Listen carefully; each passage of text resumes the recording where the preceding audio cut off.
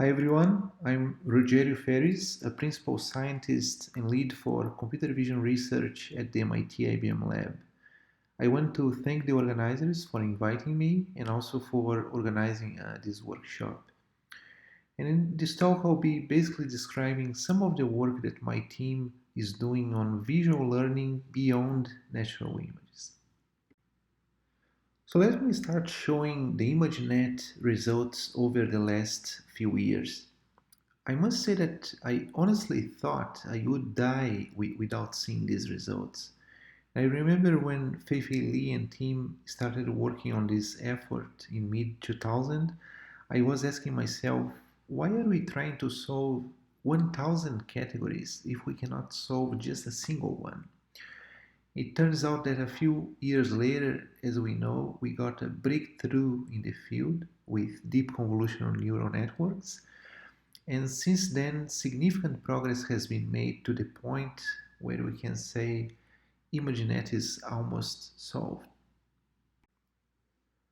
So this is really amazing, but it doesn't mean that the full visual recognition problem has been solved. So here I'm including an illustration actually from this workshop website, which shows a person asking a machine whether this specific design has been patented or not. And the machine answers, I cannot see that image well as I grew up with natural images.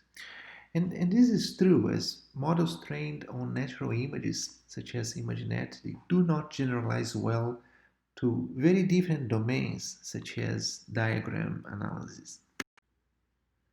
In addition to this example, there are many other applications and domains, such as healthcare, satellite imaging, document analysis, sketch recognition, and many more where the images are actually quite different from ImageNet or natural images in general. So one option could be to just collect and label data for each one of these domains and use the same approach to train models as we do for natural images. The key problem is that these domains usually have very limited label data available. For example, in healthcare, it may be difficult to find label data for specific diseases. In other cases, it may not be possible to use crowdsourcing for labeling data because of privacy issues. And it's well known that deep learning models are very data hungry, and it's a challenge to make them work well when only a few labeled training examples are available. So to study this problem, we have proposed a new benchmark and conducted an extensive analysis on the problem of cross-domain few-shot learning. So this work that I will describe now is a collaboration with Yumhui Gu and Tatjana Rosin from UCSD, Kate Saenko from BU, and Noel Kodela, Leonid Karlinsky, James Kodela, and John Smith from IBM. Before covering our analysis, let me give a brief introduction to the problem of few-shot learning, specifically using meta-learning methods, which are very popular for this problem. So basically, during the training stage, we have a set of episodes, where each episode corresponds to a few-shot learning task. Now, each learning task consists of a set of labeled data, called the support set, and unlabeled data, which is called the query set, the image that we want to recognize. Now the support set has n categories and k examples per category, and that's called a k-shot n-way task. In this example here, we have a two-shot, three-way task, meaning 3 categories and 2 examples per class. So again, the support set is the labeled data, and the problem is to recognize the images present in the query set, which are unlabeled. Now, during training, we have multiple episodes, where in each episode, we sample different query and support sets from the base data set, and the system is optimized to solve these multiple few-shot learning tasks to improve generalization. So you can think in traditional machine learning, you have training examples and labels. And here you can think of a training example is actually a learning task. So you're actually learning to learn. Now, during testing, which is called meta testing, you also have this episodic based sampling. So here you evaluate the model on novel tasks for each one of these episodes, and you measure the accuracy over these trials. So this episodic based testing is important so that the measurements, they are statistically significant. One of the key issues is that most existing datasets for meta-learning contain test data that is highly similar to the training data. So in this example here, we have images of dogs in both training and testing, and the only difference is different dog breeds. Now, if we consider a test set of novel categories in a different domain, like healthcare or documents, then these methods do not generalize well and perform worse than simple baseline methods, as I'll show later. Now, the tiered ImageNet dataset was proposed to alleviate this issue by trying to minimize the semantic similarity between testing and training using semantic hierarchy information. However, all the categories in both training and testing of this dataset are in the domain of natural images. So over the past few years, there has been significant progress on meta-learning methods tested on datasets such as mini-ImageNet and tiered ImageNet. And the numbers in this table, they are already outdated as the field is moving very quickly. So you can see here that we have early methods such as matching networks, prototypical networks, memo, and others, and also more recent ones like meta-OptNet. And you can see that more recent methods such as meta-OptNet significantly outperform earlier methods. So there has been a lot of progress in these datasets. However, I'll show later that when we move beyond natural images, then earlier methods outperform more recent ones. And all meta-learning methods, they don't work well in the setting of cross-domain few-shot learning. So our proposed benchmark consists of a source domain of natural images from ImageNet. So here we have lots of labeled images. And the target domain consists of tasks with only a few labeled examples and a disjoint label space, meaning the categories in the target domain are different from the source domain. Note that we have tasks with varying similarity to ImageNet, ranging from natural images, including data from domains such as agriculture and satellite imaging, and also very different domains beyond natural images, such as medical images. We are currently extending this data set, including data for analysis of documents, and you can check more information in the link below. So in this data set, we evaluated the performance of current meta-learning methods, cross-domain few-shot learning methods, fine-tuning methods, and ensemble methods. And the main conclusions are that, first, meta-learning methods, they perform worst, even methods that are tailored for cross-domain. We saw that fine-tuning, even naive fine-tuning, is better than meta-learning, and ensemble approach, they perform the best. So you can see on the right, we have in this plot, in the x-axis, the number of shots, 5, 20, and 50. And the y-axis, we have the average accuracy.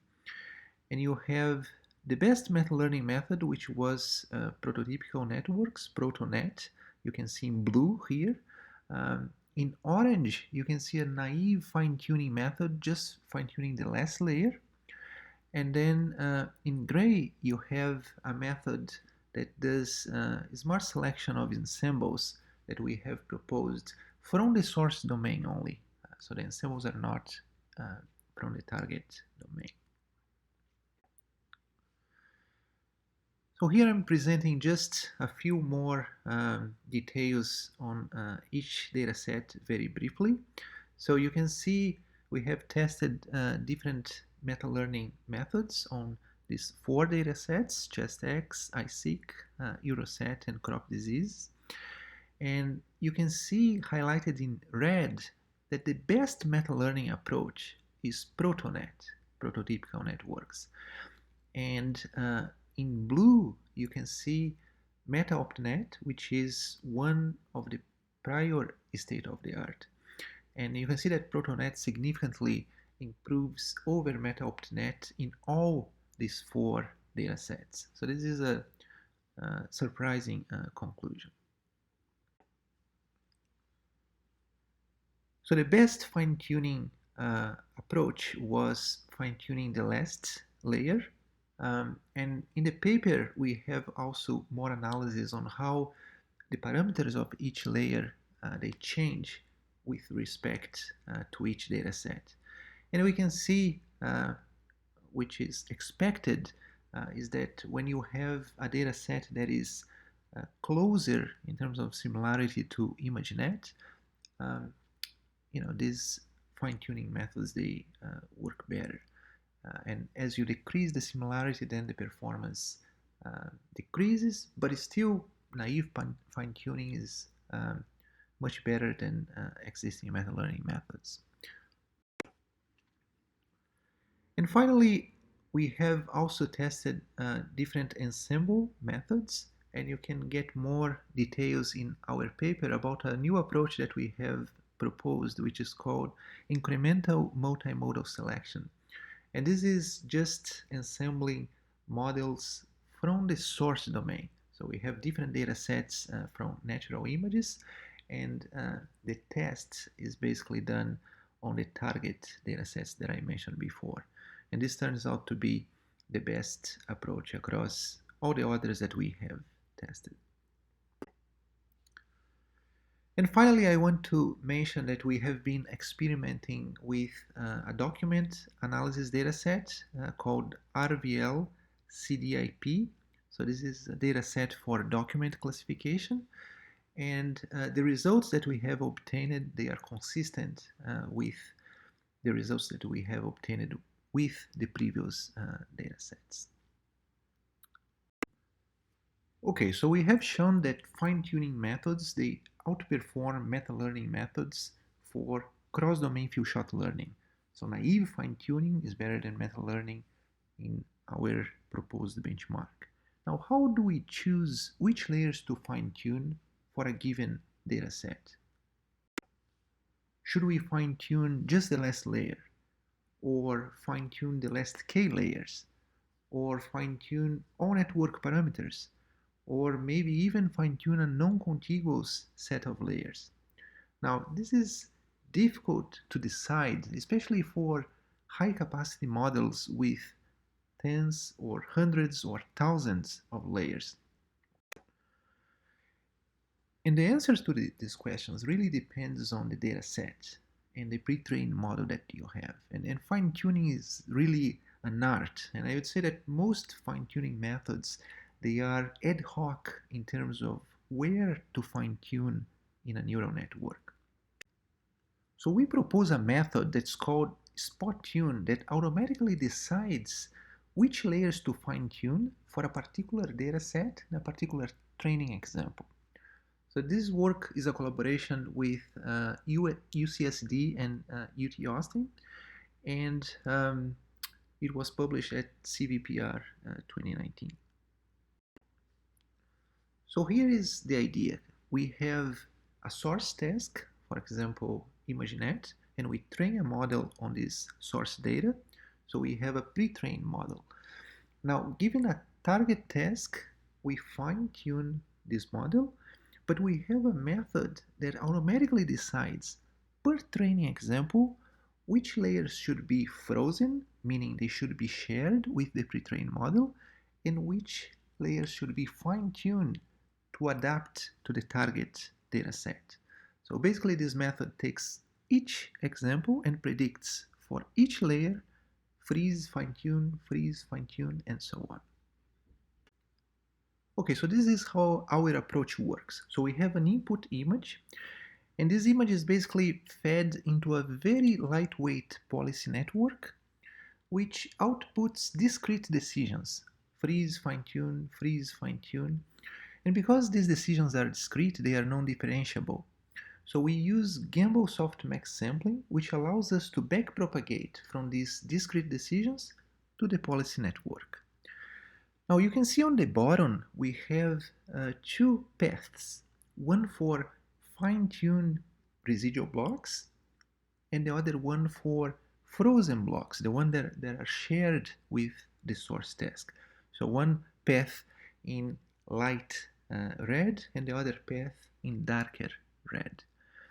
Now, depending on these decisions, freeze and fine-tune, that were output by the policy network, we will basically activate either the fine-tune block or the frozen block. This is done in a per instance basis and happens both at training time and testing time. Now here I'm showing a visualization of the fine-tune policy for different data sets. So on the x-axis, you have different data sets like cubs, flowers, and even beyond natural images like weak art and sketches.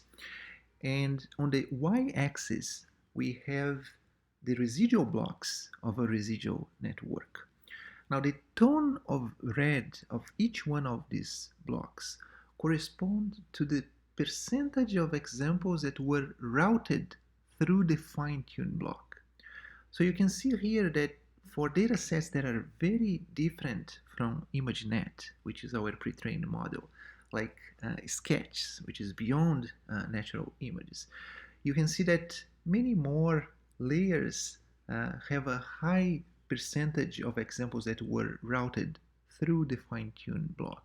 Where data sets that are very close to ImageNet, like flowers, you can see that most of the top layers were fine-tuned. So the key here is that SpotTune automatically identifies the right fine-tuning policy for each dataset for each training example. Now we have compared our method against several fine-tuning baselines, including using the pre-trained model just as a feature extractor, fine-tuning all the parameters, fine-tuning the last layer, the last two layers, last three layers, and several others.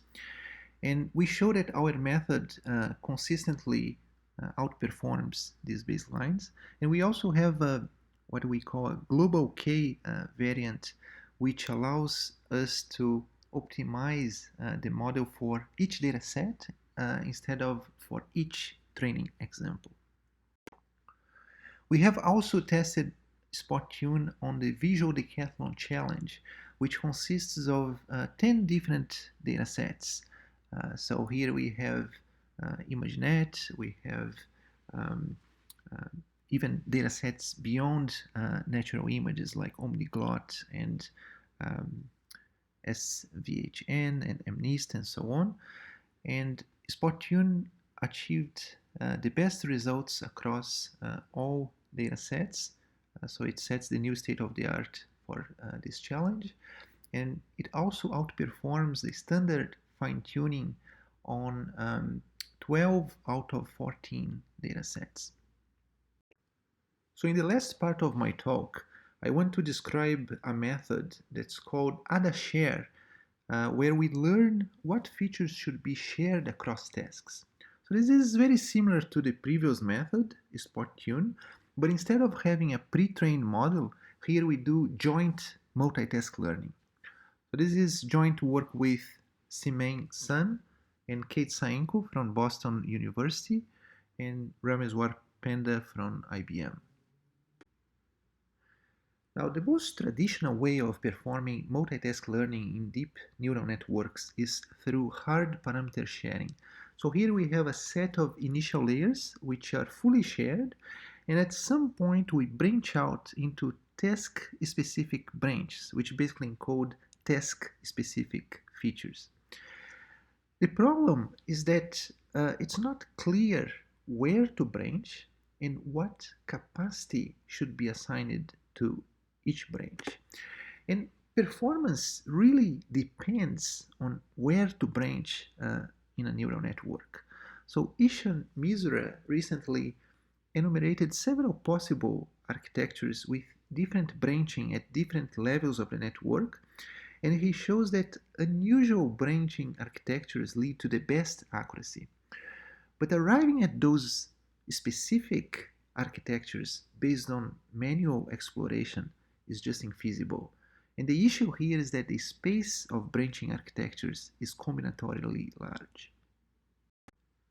So more recently, soft parameter sharing approaches have become more popular.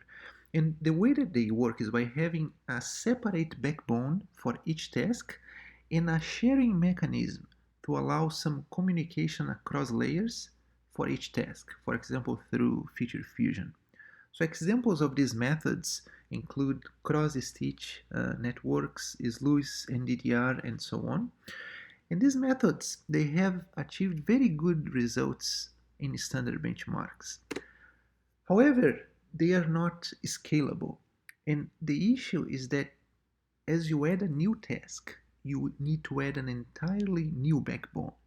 And therefore, the parameters, they grow dramatically.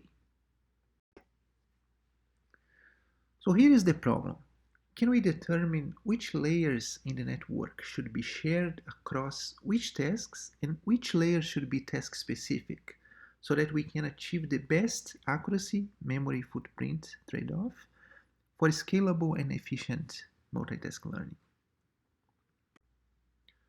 Our proposed approach, which is called AdaShare, consists of a single network. So here we have just one single backbone. We don't have multiple backbones.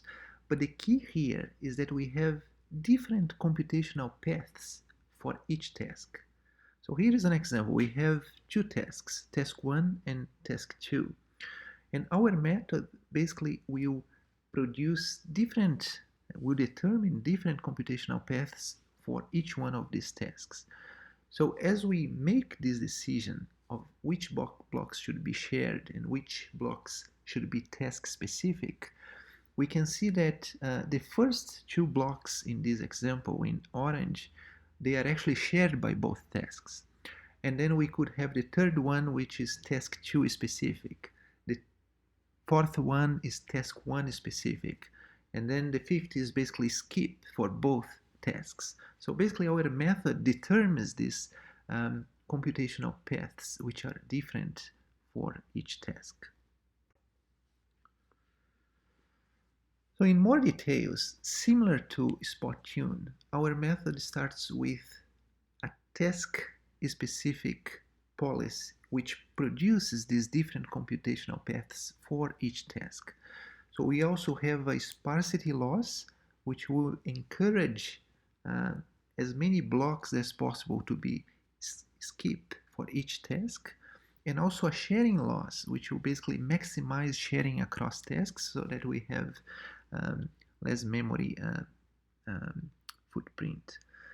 And then it's important to note that here we don't have a specific policy network, but instead we optimize for the task logics directly.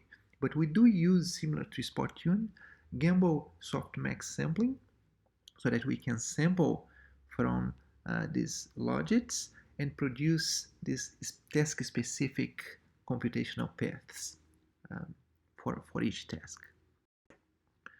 Now, on top here, you can see the compact view of the network, where depending on the policy, some of the nodes will be shared, some of the nodes will be task-specific, and some of the nodes will be skipped. Now, during training, both the policy logics and the network parameters, they are jointly learned using standard backpropagation through Gamble softmax sampling. And we also use a curriculum learning method to facilitate the optimization. Now we have tested our approach on three data sets. One of them is cityscapes and containing two tasks, semantic segmentation and depth prediction. We have several baselines. We consider a single task baseline, which basically consists of separate backbones trained independently for each task. A multitask baseline, which basically is all sharing. So we have a single backbone that is shared across all tasks. And also state-of-the-art methods include cross-stitch networks, SLUIS, and NDDR. And all of those, they use separate backbones for each task, so they have many more parameters. You can see below that we have a visualization where the tone of red of a block basically represents the probability that that block is selected for a given task. So you have the top row, you have the segmentation task, and on the bottom you have the depth task, depth prediction.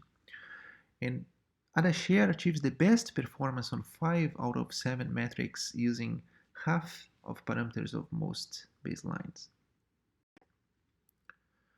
We have also tested on the NY2 V2 dataset containing 3 tasks: semantic segmentation, surface normal prediction, and depth prediction. And AdaShare achieves the best performance on 10 out of 12 metrics using less than 1/3 of parameters of most baselines. And finally, we tested our method on the tiny taskonomy dataset, which consists of 5 tasks. And AdaShare outperforms the baselines on 3 out of 5 tasks using 5 times less parameters of most baselines. So in summary, I have shown a new benchmark for cross-domain few-shot learning beyond natural images, where we did a comprehensive analysis and showed that naive fine-tuning outperforms current state-of-the-art meta-learning approaches for this specific benchmark. And as we consider fine-tuning methods, I note that it's important to determine the optimal set of layers to fine-tune for each data set.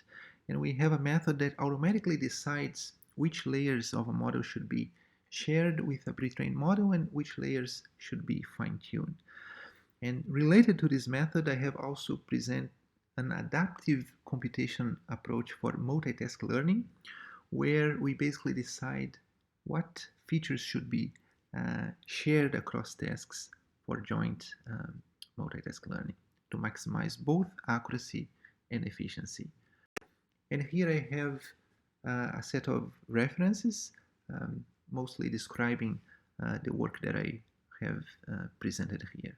Thank you very much.